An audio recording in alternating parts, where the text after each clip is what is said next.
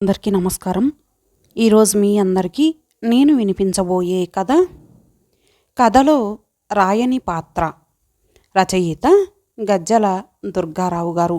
ఇక కథలోకి వెళితే, ఉదయం 6:50 బెంగళూరు నుండి విజయవాడ వస్తున్న ఇండిగో ఫ్లైట్కి ఇంద్రకీలాద్రిపై తచ్చాడుతున్న ఆషాఢ మేఘాలు స్వాగతం పలికాయి. గన్నవరం ఎయిర్పోర్ట్లో దిగుతూనే రమణకి ఫోన్ చేశాడు ఆనందు. బాబు ఆనందు, ఆప్యాయంగా పలకరించింది ఫోన్ ఎత్తిన సునంద. వదినగారు నమస్తే. రమణన్న లేచాడా అడిగాడు. అసలు నిద్రపోతేగా, ఇప్పుడే స్నానానికి వెళ్ళారు. మీరు ల్యాండ్ అయ్యారా? రమణని పంపేదా అంది నవ్వుతూ. వద్దొద్దు, క్యాబ్ తీసుకొని నేనే వచ్చేస్తా. 8 కల్లా మీ ఇంటి ముందు ఉంటాను. ఆనంద్కి 45 ఏళ్లుంటాయి. మోడ్రన్ ఎంటర్ప్రైజెస్ అధినేత. హోటల్సు, కన్స్ట్రక్షన్సు, టెక్స్టైల్స్ ఏరియాల్లో వ్యాపారాల్లో సౌత్ ఇండియాలో టాప్ లీడ్లో ఉన్న బిజినెస్ మ్యాన్ అతను. రమణ విజయవాడ బ్రాంచ్కి CEO. వారిద్దరిది 20 సంవత్సరాల అనుబంధం. ఆనంద్, నా షర్టు బాగుందా? ఎక్కడ లేని హుషారుతో తుల్లిపడుతున్నాడు రమణ. అతని మొహం వెలిగిపోతోంది. చూడయ్యా, తనకే అవార్డు వచ్చినంత సంబరపడిపోతున్నాడు మీ అన్న. రాత్రంతా ఒకటే ముచ్చట్లు నీ గురించి. చెబితే నమ్మవు గాని ఉదయం నుండి ఇప్పటిదాకా 5 షర్టులు మార్చాడు. అదొక భావోద్వేగపు ప్రకటనగా తోచింది ఆనంద్కి. ఆనంద్ చిన్న నవ్వు నవ్వి రమణ టక్ సరిచేసి ఆలింగనం చేసుకున్నాడు. వారిద్దరినీ సంతోషంగా చూస్తూ కాఫీ కలిపింది సునంద. రమణన్న, దారిలో టిఫిన్ చేసి వెళ్దాం. ఇంతకీ నువ్వు కానీ టిఫిన్ చేసేశావా? సందేహంగా అడిగాడు ఆనంద్ అద్దంలో జుట్టు సరిచేసుకుంటూ. లేదు, ఓన్లీ కాఫీ. ఏమీ తినొద్దని రాత్రే చెప్పావుగా. కాఫీ కప్ టేబుల్ మీద పెట్టి కార్ కీస్ తీసుకుంటూ సునందకి బై చెప్పి బయటకు వచ్చాడు రమణ. అనుసరించాడు ఆనంద్. కారు ముందుకు ఉరికింది. శ్రీను హోటల్కేగా? ఆనంద్ వైపు చూస్తూ అన్నాడు. కళ్ళు పెద్దవి చేస్తూ తల ఊపాడు ఆనంద్. అయితే కొత్తగుళ్ళ పడమర గేటు దగ్గర పార్కు చేసి లోపల నుండి వెళ్దాం అన్నాడు రథం సెంటర్ దగ్గర మలుపు తిప్పుతూ. ఒక రకమైన పారవస్యంలో ఉన్నాడు ఆనంద్, పాత జ్ఞాపకాలను నెమరు వేసుకుంటూ. ప్రతి షాప్ని, మనుషుల్ని తన్మయంగా చూస్తున్నాడు. వాతావరణం ఆహ్లాదకరంగా ఉంది. సన్నగా చినుకులు పడుతున్నాయి. కమ్మని కృష్ణ గాలికి కొమ్మలు మత్తుగా తలూపుతూ ఉన్నాయి. 60 సంవత్సరాల నాటి కేరళ వారి హోటల్ అది. అడుగు పెడుతుంటే వేడివేడి దోశలపై కరుగుతున్న నేతి సువాసన ముక్కు పుటాలను తాకింది. కుర్చీ ముందుకు జరుపుకొని, రమణన్న, పెసరట్టు ఉప్మా కావాలి నాకు అన్నాడు ఆనంద్ మార్బుల్ టేబుల్ మీద వేళ్లతో దరువేస్తూ. ఎంత ఎదిగినా నువ్వు నువ్వే, ప్రపంచమంతా వేరే, నువ్వు వేరే, అంతే అంటూ పక్కనే నిలబడి అంతా వింటున్న సప్లయర్కి కళ్ళతోనే ఆర్డర్ చెప్పేశాడు రమణ. 20 ఏళ్ల క్రితం మాట. ఒకరోజు అదే హోటల్లో అక్కడే కూర్చొని ఉన్నాడు ఆనంద్. అతనికి బాగా ఆకలిగా ఉంది. సప్లయర్ని పిలిచి ఉప్మా పెసరట్టెంత అని అడిగాడు. అతను చెప్పేలోపే ఇడ్లీ ఎంత అని అడిగాడు. ఆ సప్లయర్ ఆనంద్కి గోడకేసి వేలు పెట్టి చూపించి చదువుకో అన్నట్టు సైగ చేసి పక్క టేబుల్ దగ్గరికి వెళ్ళిపోయాడు, చెవిలో పెన్సిల్ సరిచేసుకుంటూ. అతన్ని మళ్ళీ పిలిచి ఒక కాఫీ తీసుకురా అని చెప్పాడు ఆనంద్ నెమ్మదిగా. కాఫీ ఇప్పుడే వద్దు, ఇందాక పెసరట్టు చెప్పా కదా, మరొకటి కూడా పట్రా మా ఇద్దరికి, తర్వాత కాఫీ. ఆనంద్ అనుమతి తీసుకోకుండా చెప్పాడు అతనికి ఎదురుగా కూర్చున్న వ్యక్తి. 35 ఏళ్లుంటాయి, బక్కపల్చగా ఉన్నాడు. ఆయన్ని చూస్తే వణికిపోయేవాణ్ణి, రామ్మోహన్ నాయుడు. అరే వద్దండి, నేను తినే వచ్చా, కాఫీ చాలు, మీకెందుకు శ్రమ అన్నాడు ఆనంద్ కంగారుగా. మొహమాట పడుతూ అన్నాడు. మొహంలో ఎలాంటి భావం లేకుండా ఇద్దరి వైపు చూస్తూ నిలబడ్డాడు సప్లయర్, ఏదో ఒకటి తేల్చండి అన్నట్టుగా. అతన్ని వెళ్ళి తెమ్మని పురమాయించి కొంచెం ముందుకు వంగి, తప్పుగా అనుకోకండి, నా పేరు రమణ. ఇవాళ మా తమ్ముడి పుట్టినరోజు. ప్రతి ఏడాది వాడు నేను ఇక్కడికొచ్చి టిఫిన్ చేసి వెళ్తాం. అదొక అలవాటు. ఈసారి వాడు లేడు. ఇంటర్వ్యూ పని మీద హైదరాబాదు వెళ్ళాడు. ఇవాళ వాడి ప్లేస్ మీరు తీసుకోవాల్సిందే. తప్పదు. నేను చాలా సంతోషిస్తా ప్రాధేయపూర్వకంగా అడిగాడు. సరే అనక తప్పలేదు ఆనందుకి. చాలా థ్యాంక్స్ అండి కృతజ్ఞతగా చెప్పాడు ఆనందు బయటకు వచ్చేటప్పుడు. పర్వాలేదు. మీరేం చేస్తారు, ఎక్కడుంటారు అడగొచ్చా అంటూనే అడిగాడు రమణ. నా పేరు ఆనంద్ అండి. మాది ఇక్కడే బ్రాహ్మణ వీధి. MCom gold medal. జాబ్ కోసం వెతుకుతున్నా. ఫ్యామిలీ అంతా నా మీదే డిపెండ్ అండి. మీరు? నేను మనో ఎంటర్ప్రైజెస్ ఉంది కదా, బందర్ రోడ్డు కాందారి దగ్గర. దానిలో సేల్స్ మేనేజర్గా చేస్తున్నాను 7 సంవత్సరాలుగా. ఓహ్, చాలా మంచి పేరు ఉందండి ఆ కంపెనీకి. రమణ తలూపి, అవును, ఎంప్లాయీస్ని బాగా చూసుకుంటారు. ప్రెజెంట్ కొంచెం లాస్లో ఉంది. మా ఎండి సారు మేడం చాలా మంచివాళ్ళు. మీరు గోల్డ్ మెడల్ అంటున్నారుగా, ఏదైనా ఛాన్స్ ఉండొచ్చు. మొన్నటి వరకు పెద్ద సార్ ఉండేవారు. ఆయనకి హెల్త్ బాగోక వాళ్ళ అబ్బాయికి కోడలికి మొత్తం అప్పజెప్పేశారు. మాట్లాడి చూద్దాం, కాదనకపోవచ్చు. రమణ మాటలు పూర్తి కాకముందే అతని వైపే రెప్పార్పకుండా చూస్తున్న ఆనందు టక్కున చేయి పట్టుకున్నాడు కృతజ్ఞతగా. మీరు ఫ్రీ అయితే నాతో రండి వెళ్దాం అంటూ రమణ స్కూటర్ స్టాండ్ తీసి స్టార్ట్ చేశాడు. మారు మాట్లాడకుండా వెనక ఎక్కి కూర్చున్నాడు ఆనందు. మీకో విషయంలో సారీ చెప్పాలి. బండి పోనిస్తూ తల కాస్త వెనక్కి తిప్పి అన్నాడు రమణ. నాకా? మీరా? నాకెవరూ తమ్ముళ్ళు లేరు. మీతో టిఫిన్ తినిపించడానికి అబద్ధం చెప్పాను అన్నాడు రమణ బండి వినాయకుడి గుడి మీదుగా ముందుకు పోనిస్తూ. జీవితం గొప్పగా మారిపోతున్నట్టు అనిపించింది ఆనందుకి. జీవితం గొప్పగా మారిపోయింది రమణన్న. ఇక్కడే నువ్వు పరిచయం అయ్యాక అన్నాడు ఆనందు కళ్ళజోడు తీసి జేబులో పెట్టుకుంటూ. జ్ఞాపకాల్లోంచి బయటకు వస్తూ ఇద్దరూ నెమ్మదిగా నడుచుకుంటూ కారు దగ్గరకు వచ్చారు. ఆనందు డ్రైవ్ చేస్తున్నాడు. అతన్ని ఉద్యోగంలో చేర్చిన రోజులు గుర్తుకొచ్చాయి రమణకి. రాత్రింబవళ్ళు కంపెనీ కోసం పనిచేశాడు ఆనందు. మోహన్ ఎంటర్ప్రైజెస్ అధినేతలు మోహన్, ఆయన భార్య మనోహరి డైనమిక్గా కంపెనీని నడిపేవారు. ఆనంద్ తెలివితేటల్ని చొరవని గుర్తించి ప్రోత్సహించేవారు మార్కెటింగ్లో. ఆనంద్కి వాళ్ళు చాలా ఇచ్చారు. ఆనంద్ కంపెనీకి లాభాలు తెప్పించి తన మీద పెట్టుకున్న నమ్మకాన్ని నిలబెట్టుకున్నాడు. అతను ఎదుగుతుంటే రమణ మురిసిపోయేవాడు. అన్ని ప్రధాన నగరాల్లో బ్రాంచీలు తెరిపించారు మోహన్ దంపతులు. ప్రతి కొత్త బ్రాంచీని కొన్నాళ్ల పాటు ఆనంద్ నేతృత్వంలో నడిపించేవారు. ప్రస్తుతం తానే మోడ్రన్ ఇన్ఫ్రా అనే కంపెనీకి అధినేత అయిపోయాడు ఆనంద్. ఈరోజు ప్రతిష్టాత్మక south Indian emerging businessman award అందుకోబోతున్నాడు. రమణన్న, ఈ బందర్ రోడ్డులో నీ స్కూటర్ మీద ఎన్నిసార్లు లెక్కించుకొని తిప్పావో లెక్కలేదు. అంతా ఒక కలలా ఉంది. మోహన్ సార్, మనోహరి మేడం, నువ్వు, మీరంతా లేకపోతే నేనెక్కడా? ఈ అవార్డు మీ అందరిది. ఈరోజు వాళ్ళిద్దరి గురించి మాట్లాడతా అన్నాడు ఆనందు స్థిరంగా. అంతేనా? నువ్వు కృతజ్ఞత చెప్పాల్సిన వ్యక్తి మరొకరున్నారు. నీ గురించి చెప్పకుండా ఎలా అన్నా నవ్వేశాడు ఆనందు. నా గురించి కాదులే, తీసుకున్న దానికి 100 రెట్లు తిరిగిచ్చే తత్వం నీది. గుప్పెడు అటుకులిచ్చిన కుచేలుడికి కృష్ణుడు అంతులేని సంపదలిచ్చినట్టు చిన్న ఉద్యోగం కుదిర్చిన నాకు సొంతిల్లు కట్టించావు. నా పిల్లల్ని పెద్ద చదువులు చదివించావు. నా తమ్ముడివో కొడుకువో స్నేహితుడివో అర్థం కాదానందు ఆలోచిస్తే అంటూ కంటతడి పెట్టాడు రమణ.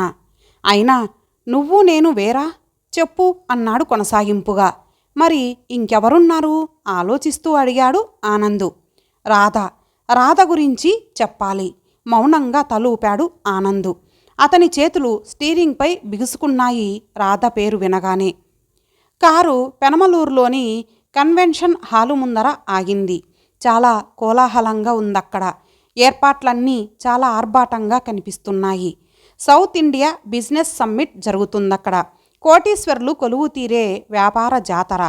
ఆనంద్కి అభినందనలు తెలుపుతూ ఉన్నటువంటి ఫ్లెక్సీలు, స్వాగత బ్యానర్లు చూసిన రమణకి ఛాతి పొంగింది. సభ ప్రారంభమయ్యింది. దక్షిణ భారతదేశంలోని అన్ని ప్రముఖ వ్యాపార సంస్థలు తమ ఉత్పత్తుల గురించి, వ్యాపారంలో అనుసరిస్తున్న విధానాల గురించి, ప్రభుత్వాల సహకారం గురించి తమ తమ ప్రజెంటేషన్స్ ఇస్తున్నాయి. మోహన్ మనోహరి దగ్గరకు వెళ్ళి నమస్కారం చేసి వారి పక్కనే కూర్చున్నాడు ఆనంద్.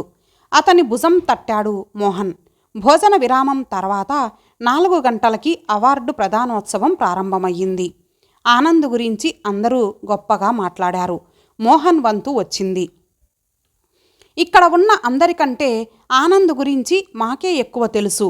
ఆయన మా ప్రోడక్ట్ ఒకప్పుడు మా దగ్గర 4,000 జీతానికి పనిచేశాడు.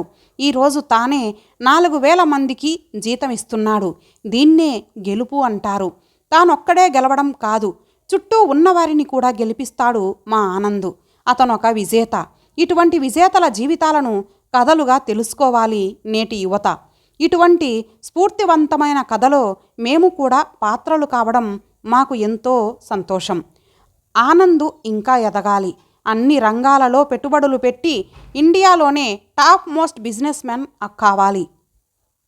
అది మోహన్ ఎంటర్ప్రైజెస్ ఆకాంక్ష అంటూ మనస్ఫూర్తిగా ముగించాడు. అందరికంటే 2 చప్పట్లు ఎక్కువ కొట్టాడు రమణ. చివరిగా తన స్పందన తెలియజెప్పడానికి పోడియం దగ్గర మైక్ తీసుకున్నాడు ఆనంద్. రమణకి చాలా ఉత్కంఠగా ఉంది.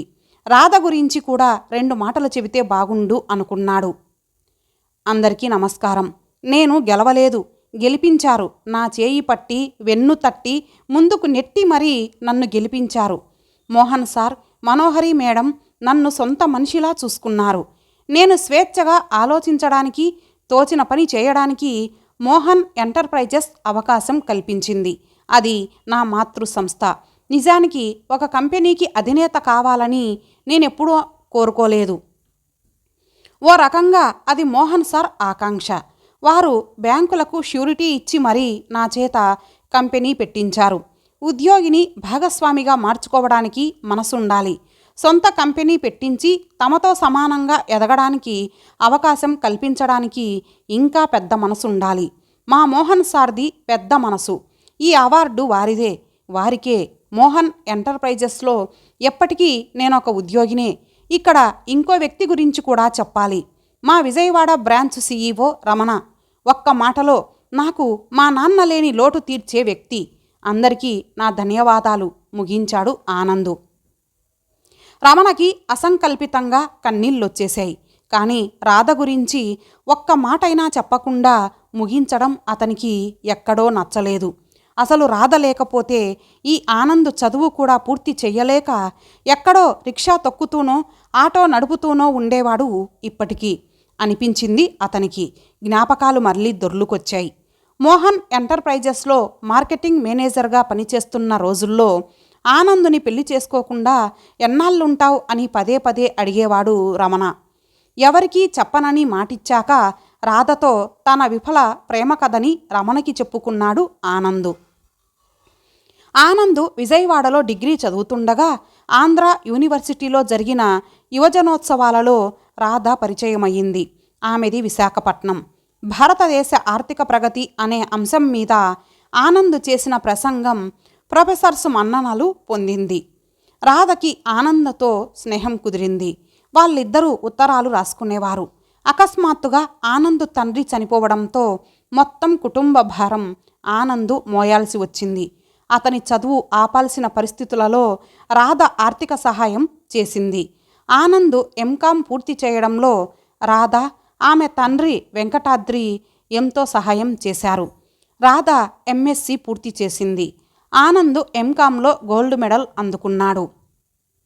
ఒకరోజు వెంకటాద్రి గారు ఆనంద్ ఇంటికి వచ్చి రాధ ఆనందుని పెళ్లి చేసుకోవాలని కోరుకుంటోంది అని చెప్పాడు.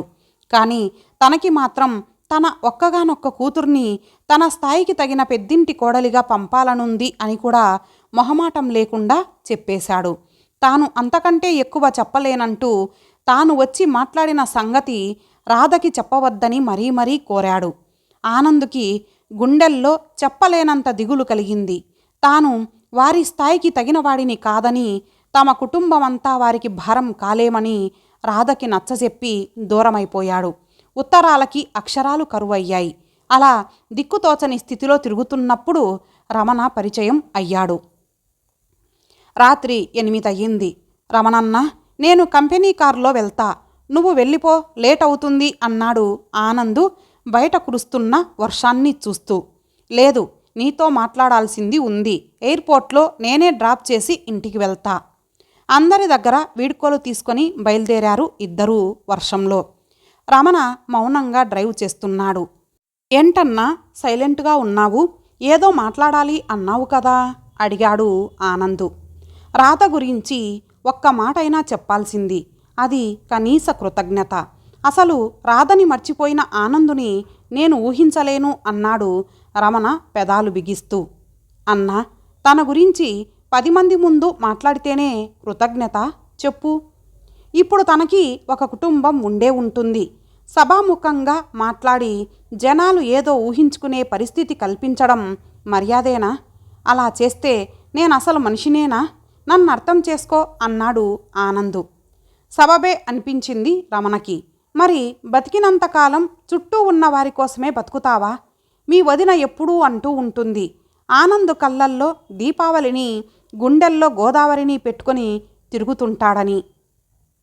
జీవితం పొద్దు వాలకముందే కాస్త నీ గురించి కూడా ఆలోచించుకో ఆనందు. ఇందాక మాట్లాడుతూ తండ్రి స్థానంలో ఉంచావు కదా నన్ను, ఆ చనువుతో అడుగుతున్నా ఆర్తిగా అడిగాడు రమణ. పెదవి దాటని నవ్వొకటి విసిరాడు ఆనందు. వర్షం కురుస్తూనే ఉంది వాళ్ళ మనసుల్ని చల్లబరచడానికి. ఆనందుని డ్రాప్ చేసి రమణ వెళ్ళిపోయాడు. ఒంటరిగా కూర్చున్న ఆనందుని అనేక ఆలోచనలు చుట్టుముట్టాయి. తన మనసులో ఉన్నదేంటో, తన మౌనం వెనుక ఉన్న రహస్యమేంటో ప్రపంచానికి చెప్పలేని స్థితి అతనిది. Happy journey Anand, all the best. వాట్సాప్లో టెక్స్ట్ మెసేజ్ చూసి ఆనందు ఎంతో సంతోషించాడు.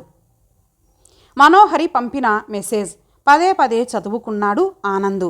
మనోహరి మేడం కాదు, వెంకటాద్రి గారు తనకు దూరం చేసిన రాధా మనోహరి. ఉద్యోగంలో చేరిన మొదటి రోజు రాధని చూసి ఖిన్నుడైపోయాడు ఆనందు. బాధ, దుఃఖం, సంతోషంతో ఉక్కిరిబిక్కిరైపోయాడు తను. ఆమెది కూడా అదే పరిస్థితి. కానీ ఆనందు ఎలా ఎదగాలని కోరుకుందో అలా ఎదిగేటందుకు రాధా మనోహరి కృషి చేసింది. తనకంటే యోగ్యుడైన మోహన్ను చూసి ఆనందు సంతోషించాడు. మోహన్ పట్ల తన అపారమైన విశ్వాసాన్ని అడుగడుగునా చూపేవాడు. చదువుకోవడానికి ఆర్థిక సహాయం చేసిన వెంకటాద్రి, ఉద్యోగం ఇప్పించిన రమణ, కంపెనీ పెట్టించిన మోహన్తో తనది రుణానుబంధం. వారి పట్ల విధేయత చెక్కు చెదరనిది. ఎంతటి గొప్పవారి జీవిత చరిత్రలోనైనా రాయలేని పాత్ర ఒక్కటైనా ఉంటుంది. ఇందుకేనేమో వర్షం ఆగింది, ఆకాశం తేటపడింది, విమానం గాల్లోకి ఎగిరింది. బలంగా శ్వాస తీసుకొని భవిష్యత్తులో చేయాల్సిన పనుల గురించి ఆలోచించడం ప్రారంభించాడు ఆనందు.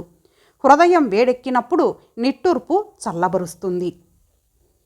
ఇంతటితో ఈ కథ సమాప్తం. మరలా మరొక మంచి కథతో కలుద్దాం. అంతవరకు సెలవు. నమస్తే.